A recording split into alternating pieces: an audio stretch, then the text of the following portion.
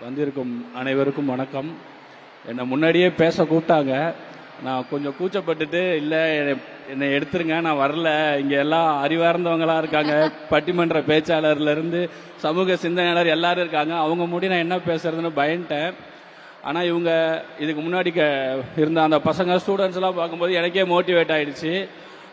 நம்மளுமே ஒரு government school student தானே, கவர்மெண்ட் ஸ்கூலோட அலுமினி. நம்ம இலவச திட்டங்கள் அவ்வளோ அனுபவிச்சிருக்கோம். அட்லீஸ்ட் ஒரு நன்றியாவது சொல்லலைன்னா எப்படி? ஏன்னா நான் பஸ் பாஸ்ல இருந்து ஃபர்ஸ்ட் கிராஜுவேட் ஸ்காலர்ஷிப்னு எல்லா கவர்மெண்டோட இலவசங்களை அனுபவிச்சு அதில் படித்து நான் ஒரு இன்ஜினியரிங் முடித்த ஒரு ஸ்டூடெண்ட்டு. அப்படி இருக்கிறப்போ இவங்கெல்லாம் நன்றி சொல்லும்போது நான் மட்டும் ஏன் நன்றி சொல்லாமல் அங்கேயே உக்காந்துருக்கேன் அப்படின்னு சொல்லிட்டு தான் நான் இங்கே வந்தேன். ஏன்னா நான் ஒரு மிடில் கிளாஸ்னா நகரத்தில் இருக்கிற மிடில் கிளாஸ் கிடையாது, ஊர் சைடில் இருக்கிற மிடில் கிளாஸ். ஊர் சைடில் என்ன மிடில் கிளாஸ்னா, நாங்கள் இட்லி கறியெல்லாம் ஞாயிற்றுக்கிழமை எடுக்க மாட்டோம், தீபாவளி பொங்கல் விசேஷங்களுக்கு மட்டும்தான் எடுப்போம். அந்த அளவுக்கான நாங்கள் மிடில் கிளாஸு. ஸோ இந்த இலவசங்கள்லாம் இதெல்லாம் எங்களுக்கு எவ்வளோ ஹெல்ப் ஆச்சுன்னு நான் உணர்ந்தவன். ஸோ இந்த சமயத்தில் நான் தமிழக அரசுக்கு நன்றி சொல்கிறதுக்காக இந்த ஸ்டேஜ் ஏறி இருக்கேன். அப்புறம் ஒரே ஒரு இன்சிடென்ட்ஸ், இந்த காலை உணவு திட்டம் ஏன்னா நான் ஒரு மிடில் கிளாஸ் ஆகல, ஒருவேளை சாப்பாட்டோட அருமை என்னன்னு எனக்கு நல்லா தெரியும். இந்த காலை உணவு திட்டத்தை பற்றி அது எப்படி வந்துச்சுன்னு ஒரு நாள் நான் முதலமைச்சர் மூலிமா கேள்விப்பட்டேன். நான் ஒரு ஸ்கூலுக்கு ஒரு விசேஷமாக போயிருந்தேன். அப்போ நான் சில பசங்களை கேட்டேன், சும்மா கேஷுவலாக கேட்டேன், சாப்பிட்டீங்களாப்பா அப்படின்னு கேட்டேன். அவங்க இல்லை சார், காலையில் அம்மா வேலைக்கு போயிட்டாங்க, நாங்கள் அங்கேருந்து வரோம், அதனால் சாப்பிட முடியல அப்படின்னு சொன்னதாக கேள்விப்பட்டேன். அடுத்த கொஞ்ச நாள்லயே பார்த்தீங்கன்னா காலை உணவு திட்டம்னு ஒன்று ஆரம்பிச்சிட்டாங்க. ஏன்னா நான் இலவச பஸ் பாஸ் அரங்கூர்ல இருந்து திட்டக்குடி 12 கிலோமீட்டரு.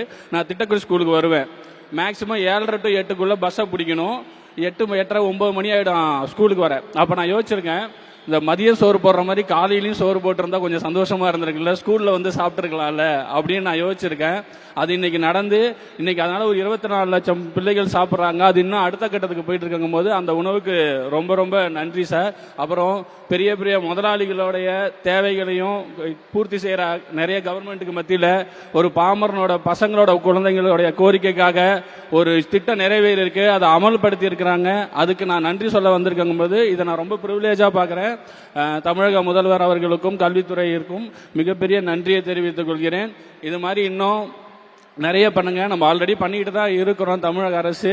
ஏன்னா முன்னாடி எப்படி இருந்தோன்னா, மக்கள் படிக்கிற எண்ணம் மட்டும் இருந்தா போதும், நான் படிக்க வச்சிடறேன் அப்படின்னு இருந்துச்சு. இப்ப அது பத்தாது, உனக்கு நான் படிக்கிறதுக்கு எண்ணத்தையே உருவாக்குவேன் அப்படின்னு சொல்லி நம்ம பண்ணிட்டு இருக்கிறாங்க. இது மிகப்பெரிய இது. கல்விக்காக எப்பவுமே நம்ம முன்னாடி நிக்கணும். சொல்லுவாங்க, சச்சின் டெண்டுல்கர் படிச்சாரா, இளையராஜா படிச்சாரா, இல்ல ரஹ்மான் படிச்சாரான்னு நிறைய பேர் சொல்லுவாங்க. நம்பாதீங்க, அப்படி ஜெயிச்சவங்க 100 பேர் தான். படிச்சதுனால ஜெயிச்சவங்க தான் இங்க அவ்வளோ பேர் இருக்கும். நீங்க அதை ஃபாலோ பண்ணுங்க. எக்ஸப்ஷனல் எப்பயுமே எக்ஸாம்பிள் ஆகாது.